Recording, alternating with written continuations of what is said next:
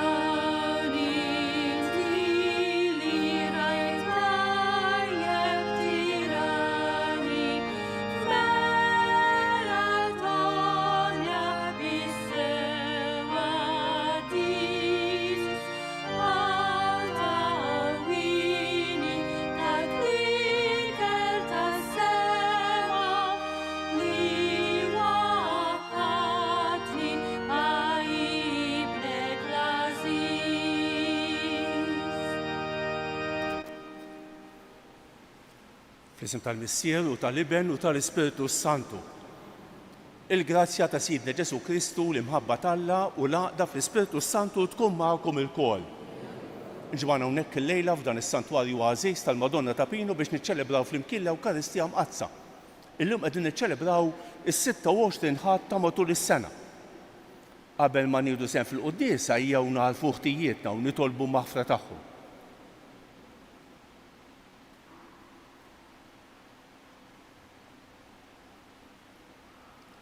Se noffru dan is-sagrifiċċju tal-quddiesa għal benefatturi ħajjinu mejtejn ta' dan is-santwarju.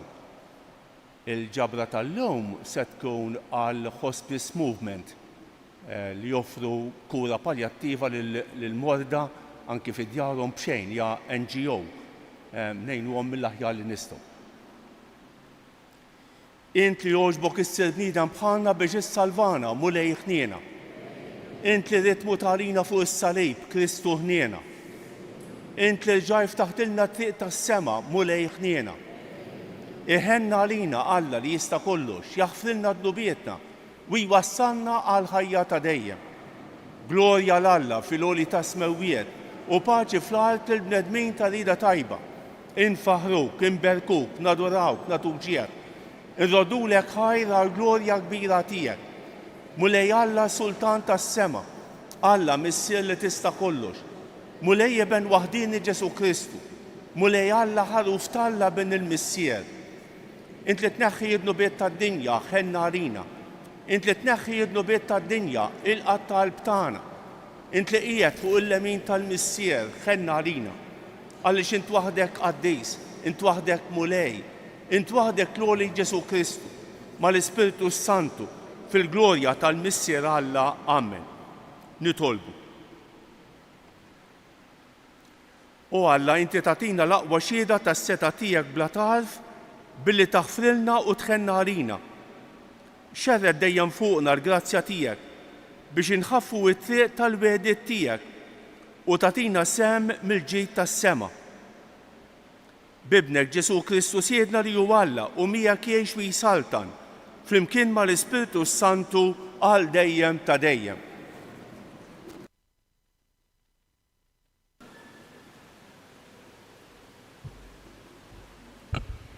Qari mill-ktieb tal-Profeta Amos. Dan jgħid il-mulej li jista' kollox. Ħażin għalihom dawk li f'Sion għadhom moħħhom mistrieħ. Dawk li qalbhom qawwija fil-muntanja tas-Samarija. Fuq sodod tal-avorju mimduda, jitmattru fuq il-friex, uħri fil-merħla jieklu, oġiela mill-istalla. Mal-arpa jqablu lana, bħal David strumenti jivvintaw. L-imbit ilegilguh minn bwieqi kbar u blifjen żejt jindilku. Bla xejn ma jsewdu qalbhom għal erda ta' Ġuseppi. Għalhekk ikunu l-ewwel fost dawk li jittieħdu fl-eżilju u tintemm imbagħad l-għajta tal-imħejmin, il-kelma tal-mulej. Salm sponsorjali ngħidu flimkien faħħar ruħ tiegħi il-mulej, faħħar ruħ tiegħi il-mulej. Il-mulej li jagħmel ħaq lil-maħqurin u jagħti l-ħobs lill-imġewħin. Il-mulej li jeħles lill-imjassrin, ngħidu flimkien faħħar ruħ tiegħi lill-mulej. Il-mulej li jiftaħ għajnejn l-omja, il-mulej li jerfa lill-milwijin, il-mulej li jħobb lill-ġusti, il-mulej li ħares lill-barranin, ngħidu flimkien faħħar ruħ tiegħi il-mulej. Il-mulej jżomm lill-imtim u lill-armla, imma lill-ħżiena iħarbtilhom triqathom. Il-mulej saltan għal dejjem.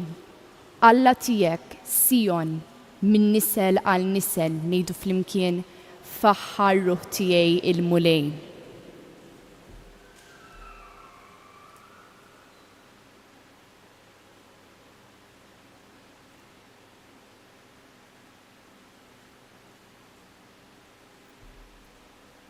Qari mill-ewwel ittra ta' San Pawlu Apostolu lil Timotju. Int, bniedem ta' Alla, fittex li jkollok il-ġustizzja, it-tiba, il-fidi, l-imħabba u s-sabar u l-ħlewwa. Tqabad it-taqbida tajba tal-fidi. Ix li tirbaħ il-ħajja ta' dejjem li għalija kont imsejjaħ u li taħħa għamilt l-istqarrija sabiħa quddiem ħafna xhieda. Inwissik quddiem Alla li jagħti l-ħajja lil ħlejjaq kollha u quddiem Kristu Ġesu li xed u għamel l-istqarrija sabiħa quddiem Ponzju Pilatu. Inwissik biex tħares l-istruzzjonijiet li rċivejt u żżomm ruħek bla teba u bla ħtija sa jum id-dera ta' Sidna Ġesu Kristu li jagħti jurija f'waqta. Dak li julħini u waħdu setani, is-sultan ta' Slaten u s-sit ta' Sidin, li ju biss ma jmut qatt u jammar f'daw li ħadd ma jista' jersaq lejh, u li jebda bniedem qatt ma rah u anqas qatt jista' jarah, lilu ġieħ u seta għal dejjem. Amen. Il-kelma tal-mulej inroddu ħajr lill-Alla. Jekk jogħġobkom inqumu bil-wifqa.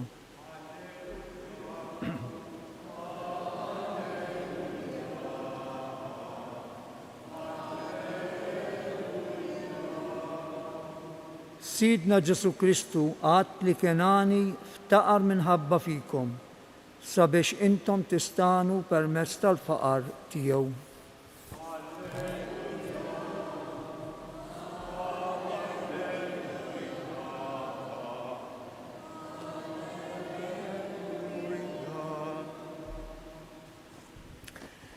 Il-mulej magħkom. Qari mill-Evanġelju skont San Luqa.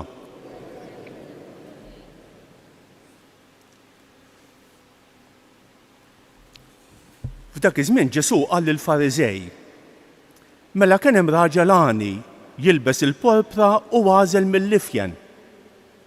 L-għena tiegħu kien li kuljum jagħmel ikla mill-aħjar. U wieħed fqir jismu Lażru li kellu ġismu ġerħa waħda kien imur jinxteħed ħdejn il-bieb ta' daru biex xewqa li jiġba b'dak li jaqa' mill-mejda tal-għani. Sal-klieb kienu jmorru jilagħqu l-ġrieħi tiegħu.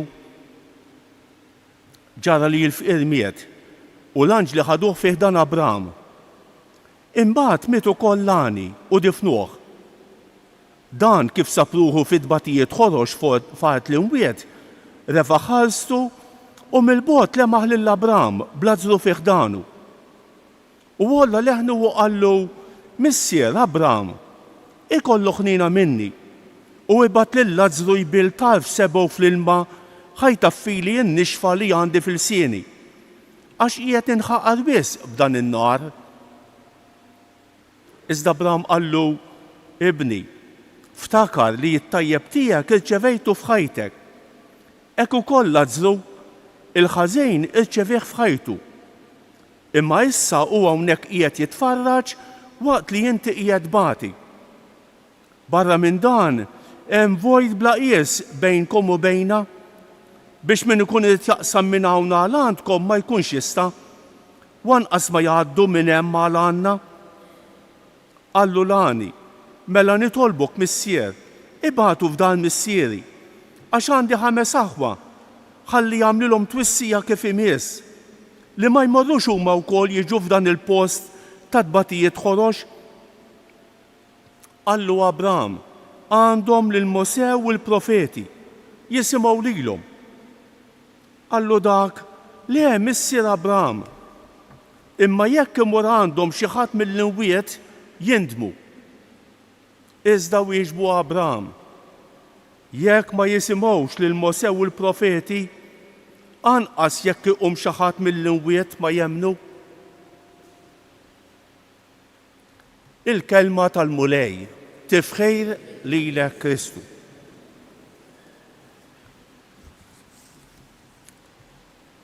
Illum għandna ittra pastorali ta' Monsinjur Isqof fil-bidu tas-sena pastorali waqt li kien fuq il-mejda magħhom.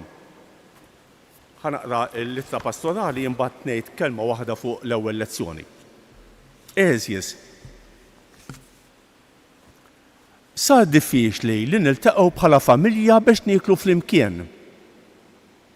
Il-ħinijiet tax-xogħol ta' xi wħud mill-membri tal-familja ma jkunux jaqblu ma' tal-oħrajn, jew mal-ħinijiet tal-iskola jew tal-attivitajiet l-oħra tal-uljiet.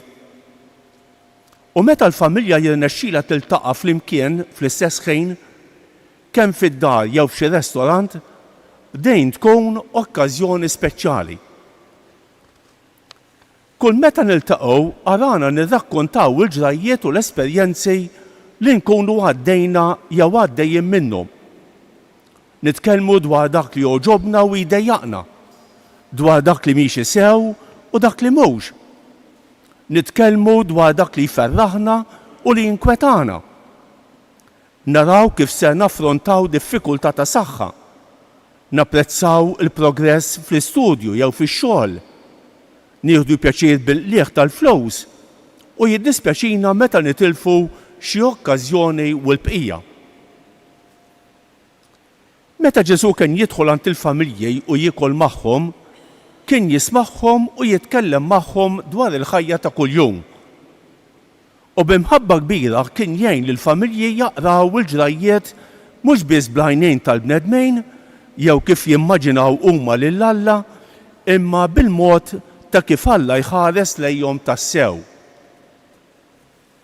Hekk għamel meta wara li sejjaħ lil Levi mar qgħad fuq il-mejda ma' ħafna nies midinba.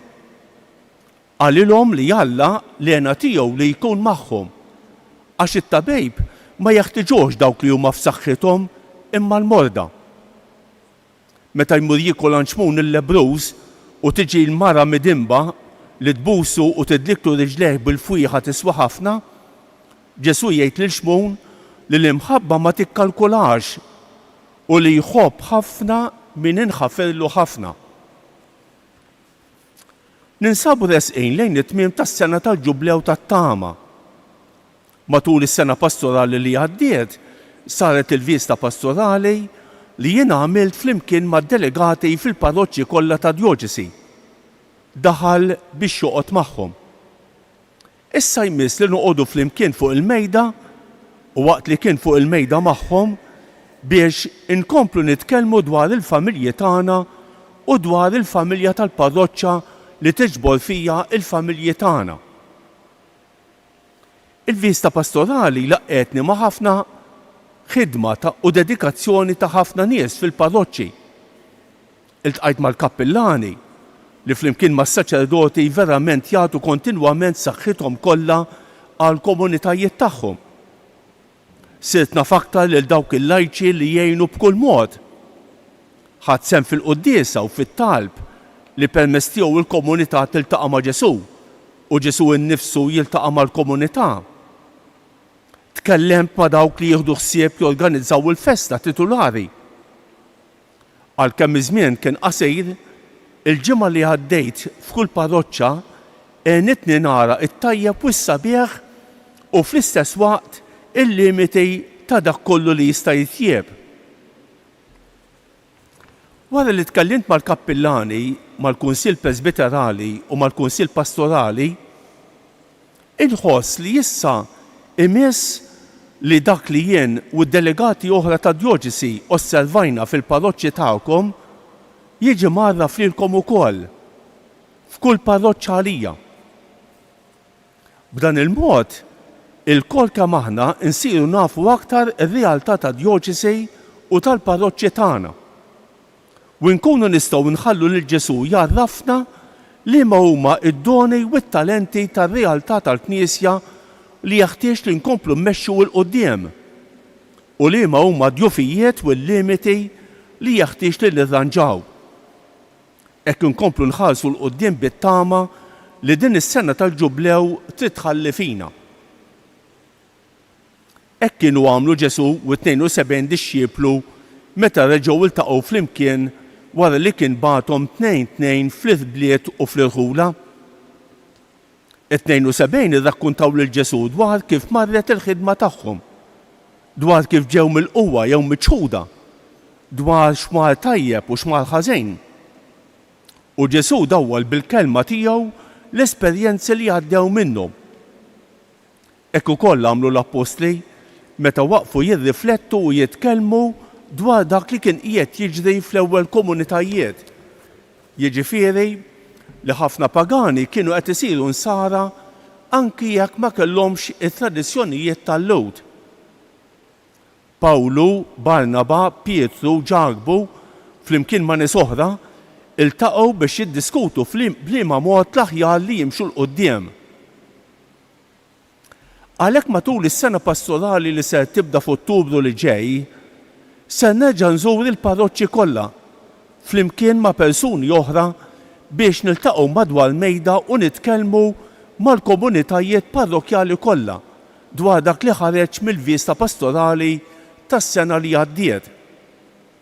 Hekk inkunu nistgħu nirriflettu u niddiskutu flimkien mhux biss dwar is-sitwazzjoni attwali tal-parroċċa, imma wkoll dwar liema jistgħu jkunu l-ħidmiet l-aktar urġenti u importanti li jeħtieġ li jsiru fil-parroċċi u fid-djoċesi għażiża tagħna. Biex iseħħ dan, jeħtieġ li jiġu ppjanati xi laqgħat ma' diversi gruppi tal-parroċċa. L-ewwel appuntament ikun mal-kappillan u mas-saċerdoti li jaħdmu fil-komunità parrokjali. Imbagħad niltaqa' ma' dawk kollha li jgħinu lill-kappillan u lis-saċerdoti fil-ħidma pastorali. U wara niltaqa' ma' kull min ikun interessat li jkun jaf is-sitwazzjoni tal-parroċċa kif deret mill-vista pastorali tas-sena li għaddiet. Fl-aħħar nett nerġa' niltaqa' mas-saċerdoti flimkien mal-Kunsill Parrokjali biex niddixxernu il-passi li jkun imiss. B'dan il-mod irroddu ħajr lill-Alla tad-doni u tas-sabiħ li jwoġbu jsawwa f'kull parroċċja tad-djoċesi tagħna u nitolbuh jenna narfu b'ħafna umiltà u verità id-diffikultajiet u l-problemi li għaddejjin minnhom. Hekk dejjem immexxija mid-dawl tal-Ispiritu Santu u fi spiritu ta' komunjoni fraterna inkunu nistgħu niddixxernu l-ħidma pastorali tad-djoċesi u tal-parroċċi tagħna għal ġejjieni. Nagħtikom il-barka tiegħi. Mogħtija mill-Kurja tal-Isqof il-Belt Victoria illum 14 ta' Settembru 2025 festa tal-eżaltazzjoni tas-Salib Imqaddes. Anton Tewma Isqof ta' Għawdex, Monsinjur Edward Zammit, Kanċillier.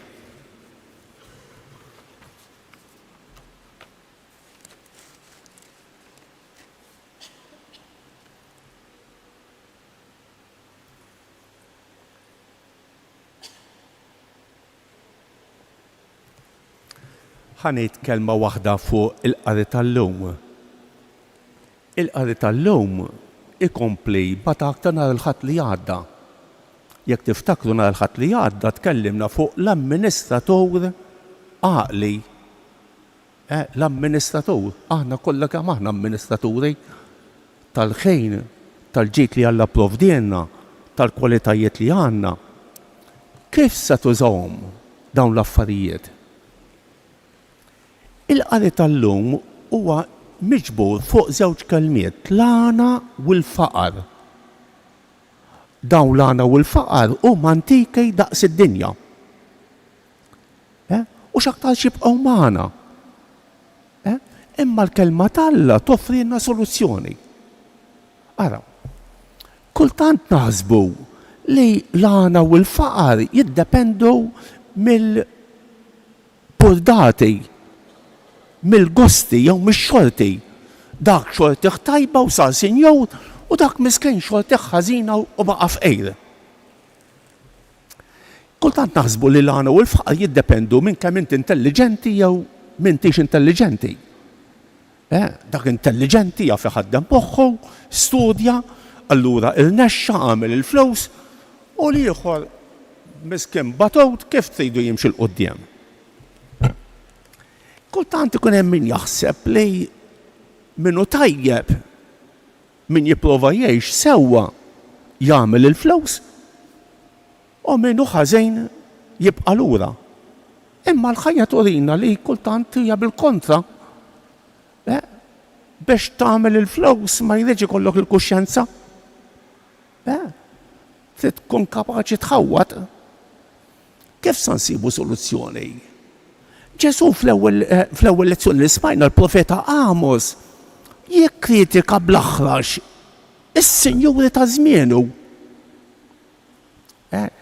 Jgħid għandhom sodot tal-lavorju, jitmatlu fuq il-friex, jieklu l-ħrief imsemna u l-oġiela tal-istalla, iqablu l-għana bil-kantu bis-sfejn, il-jagilgu l-imbejt, għara s-sinjuri, jindilku blifjan żjowt.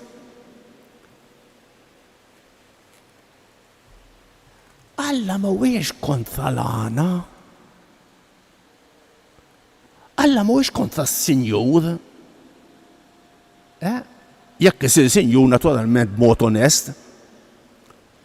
Alla imma jistedinna biex nużaw l-għana li jipprovdilna billi ngħinu lill-fqir.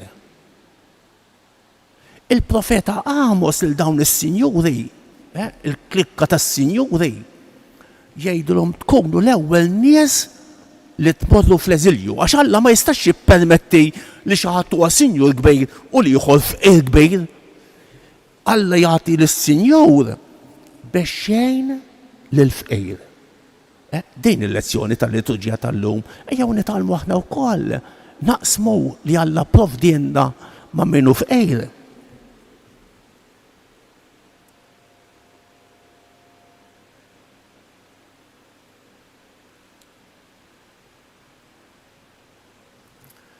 Ew salmu bil-biefa u nagħmlu flimkien l-isqarrija tal-fidi tagħna. Jiena nemmen falla wieħed il-missier li jista' kollox, li ħalaq is-sema u l-art, dak kollu li jidher, dak li ma jidhirx. Imnisser mill-missier qabel kull żmien. Alla minn Alla, dawl minn dawl, Alla veru minn Alla veru. Imnisser mhux magħmum, natura waħda mal-missier u bih sar kollox. Niżel mismewwiet għalina l-bnedmin u għall-fidwa tagħna. Uħal ġisem bis-seta tal-Ispirtu Santu minn Marija Verġni u sar bniedem. Salbu ħalina, bata ta' Ponzio Pilatu mietu difnuh.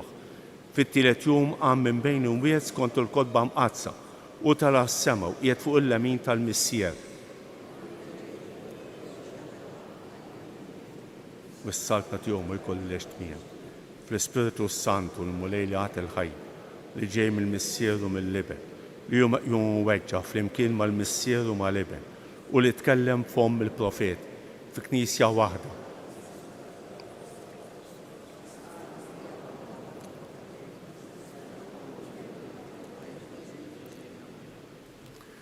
Ħuti jeżis wara li smajna l-kelma talla li tmantni l-fidi tagħna u tatina t-tama, induru lejn il-missier biex jisma' dawn it-talbiet tagħna.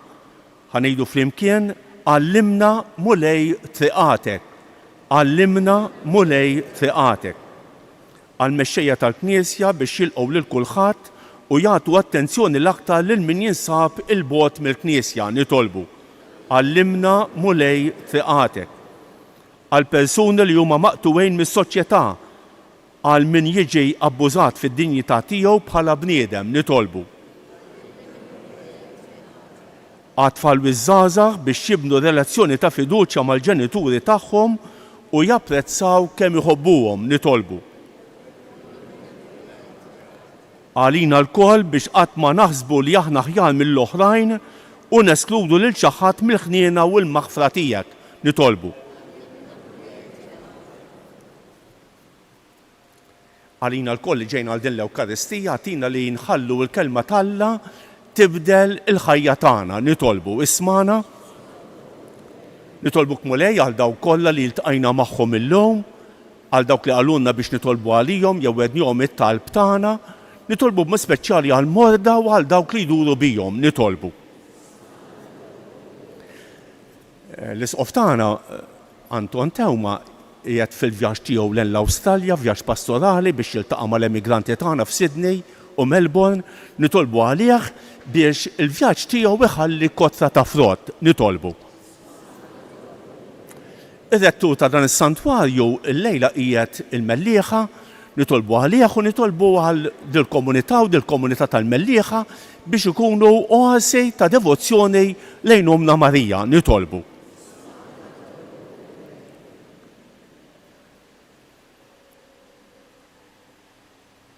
Qaddisa Marija Omm Alla, itlob għalina metimbin, issa u fis-sija tal-mewtana Amen. Infakkarkom li l-ġabra tal-lum hija għal Hospice Movement li jagħti għajnuna paljattiva lill-anzjani u lill-morda.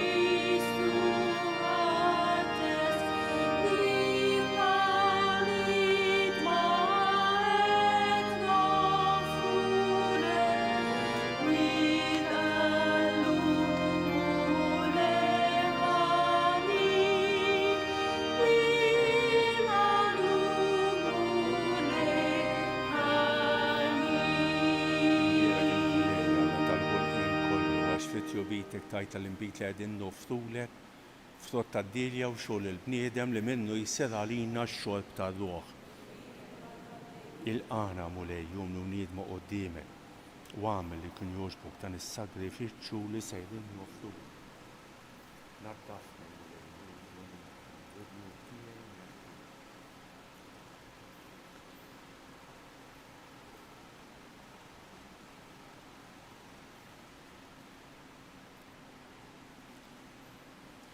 Itolbu ħuti biex dan is-sagrifiċċju tiegħi u tagħkom ikun joġob l-Alla l-Missier li jista' kollox.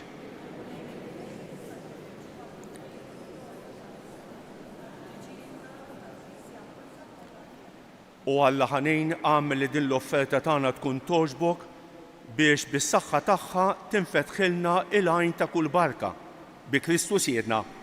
Il-mulej magħkom. Nerfgħu qlubna l fuq. Niżu ħajr lill-mulej Alla tagħna. Sewwa u xieraq tas-sew mulej Missier Qaddis Alla ta' dejjem li tista' kollox. Tajjeb u ta' ġid ta' salvazzjoni tagħna li dejjem u kull imkien irroddulek ħajr. Għax int fil-ħniena tiegħek hekk ħabbejt id-dinja li bagħtilna lil libnek il-waħdini biex jifdina. u ridtu jsir bniedem bħalna f'kollox minn barra dnub biex hekk tħobb fina dak li ħabbejt fih.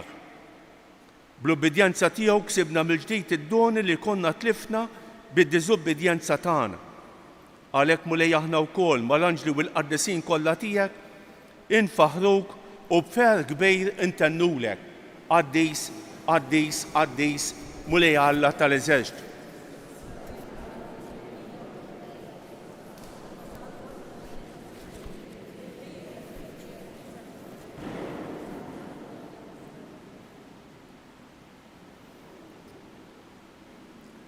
Qaddis tassew int mulej, inti lajn ta' Quddusija. Qaddes għalhekk nitolbuk dawn l-offerti bil-barka tal-Ispirtu tiegħek biex isiru għalina l-ġisem u d-demm ta' Sidna Ġesu Kristu li meta kien se jingħata biex mir-raj ħibati ħajr ħobs, ratt il-ħajr, qasam tal id-dixxiepli tiegħu u qal: ħudu u kulu l-kol minn dan għax dan huwa ġismi li jingħata għalikom.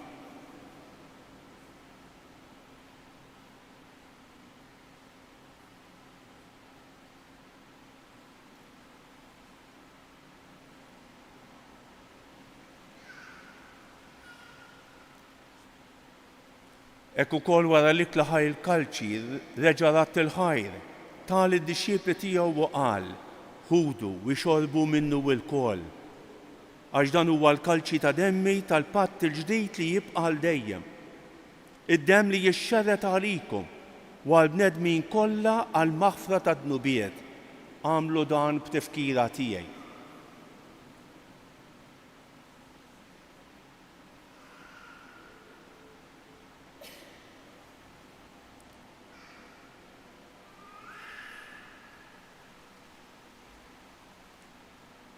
Ejjew nesprimu l-fidi tagħna f'Ġesu hawn preżenti fostna billi nkantaw flimkien. U l-mulej, huwa qam minn bejn l-imwiet għax hu l-mulej. Kull il-koppa tmil, kull il-sien. Ġesu hu l-mulej. U l-mulej, huwa qam minn bejn l-imwiet għax hu l-mulej. Kull il-koppa tmil, kull il-sien.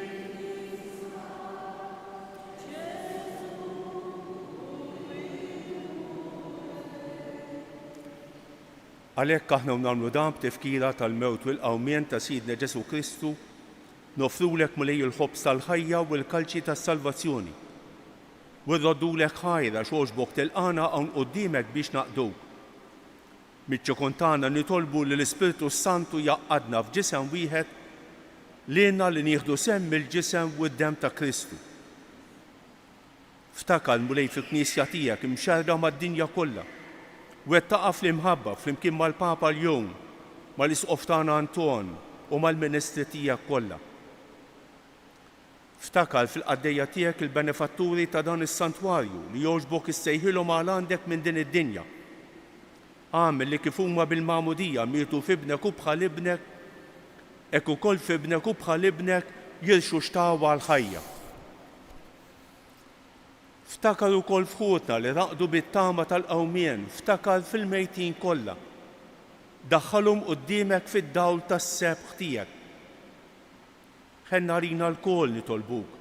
Għati lilna wkoll il-wirt tal-ħajja ta' dejjem. Flimkien mal-Verġni Mqazza Omm Alla Marija, ma' San Ġusepp, ma' San Ġorġ Preka, ma' San Vinċenz de Paul, mal-Apostli u l-Qaddisin kollha li jgħixu fil-ħbiberija tiegħek sa mill-bidu tad-dinja. Għamel li magħhom infaħruk u nsebħuk Ġesu Kristu ibnek. Bi Kristu, ma' Kristu u fi Kristu jingħata lilek Alla Missier li tista' kollox flimkien mal-Ispirtu Santu kull ġieħu glorja għal dejjem ta' dejjem. Ejjew nitolbu kif għallimna u ridna nagħmlu li ben Alla għas-salvazzjoni tagħna. Missierna, li inti fis-smawijiet jitqaddes ismek, tiġi saltnatek, ikun li tritint kif fis-sema ekda fl-ard.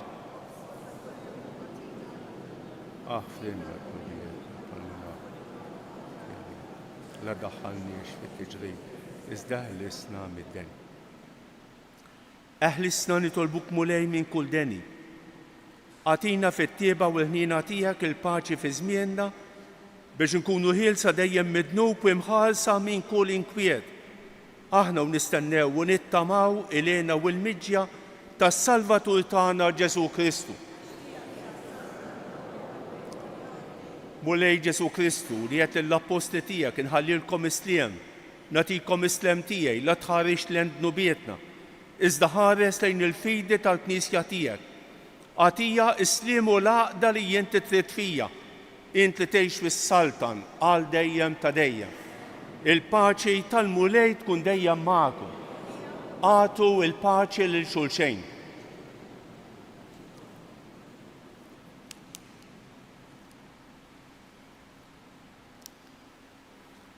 ħaruf talla li tneħħi id-nubiet tad-dinja ħenna ħarina. Mulej Ġesu Kristu, binalla l-ħaj, bil-mewtiet, tiflet minnek, bil-missiet, bil-ħidma tal-Ispiritu Sant bid-rejl id-din, tan il-ġisem u d-dem għad-testija għahlist, muttijiet kollha minn kull ħażin. Żommi lejn il-kmandamenti tiegħek, tħallina qatt ninferet minn. Danu l-ħaruf talla, danu li jneħħi id-nubiet tad-dinja. Ħen jindawk li huma mistiedna għall-ikla tal-ħaruf. Mulej ma jistħoqlix li tidħol taħt is-saqaf tiegħi iżda kelma waħda u ruħi tkun infejqa. Il-ġisem ta' Kristi ħares.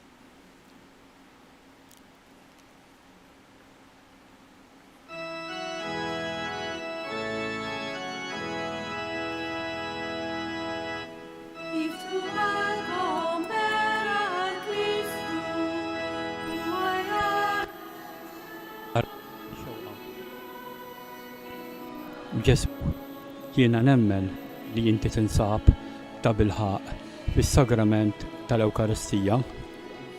Irrid inħobbok fuq kollox u fuq kulħadd.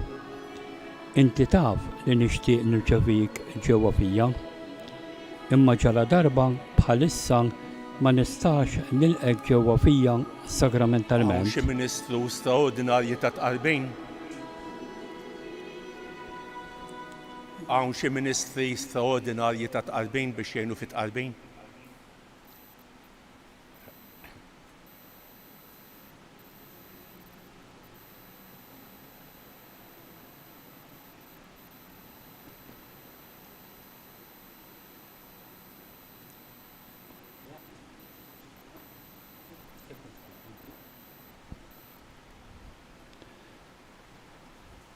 Tqarbina tax-xewqa. Ġesu, jiena nemmen li inti tinsab ta' bilħaq fis-sagrament tal-Ewkaristija. Irrid inħobbok fuq kollox u fuq kulħadd. Inti taf li nixtieq nirċevik ġewwa fija, imma ġara darba bħalissa ma nistax nilqek ġewwa fija sagramentalment. Nitolbok illi tiġi fija spiritwalment. Ejja għandi Ġesu tiegħi biex jiena li naqgħod miegħek. Ħeġġiġni bil-mħabba għalik biex f'ħajti u f'mewti jiena nemmen dejjem fik, nittama fik, nħobbok għal dejjem. Grazzi Sinjur Alla u waħfir li Sinjur Alla. Ġesu, la tħallina qatt nitbiet minn. Sir lill-liben u lill-Ispiritu Santu kif kien mill-bidu issa u dejjem u jibqa' għal dejjem ta' dejjem. Amen.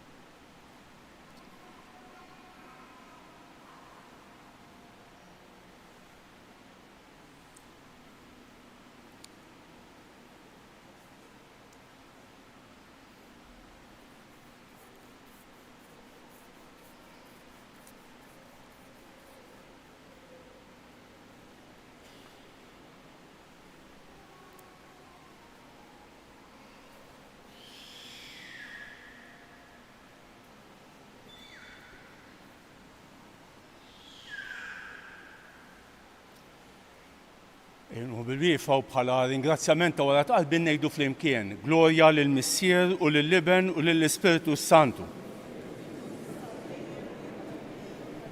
Glorja lill-Missier u lill-Liben u lill-Ispiritu Santu. Glorja lill-Missier u lill-Liben u lill-Ispiritu Santu.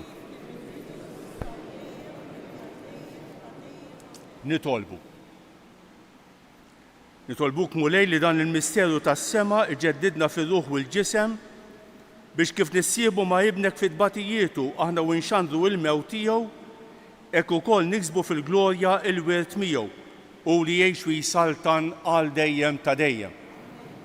Ħanejdu dawk it-tlieta famarijiet li talbet il-Madonna minn dan is-santwarju. Ejjew nofruhom skont l-intenzjonijiet u għall-bżonnijiet tal-persuni li nixtiequ aħna. Sliema għalik Marija, bil-grazzja mimlija l-murej miegħek, imbierek inti fost in-nisa, imbierek il-frott tal-ġuf tiegħek Ġesu.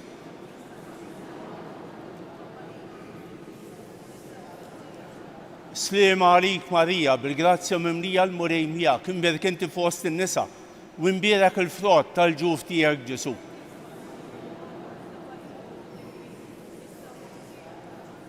Sliema għalik Marija, bil-grazzja mimlija l-murej miegħek, imbierek inti fost in-nisa, u imbierek il-frott tal-ġuf tiegħek Ġesu.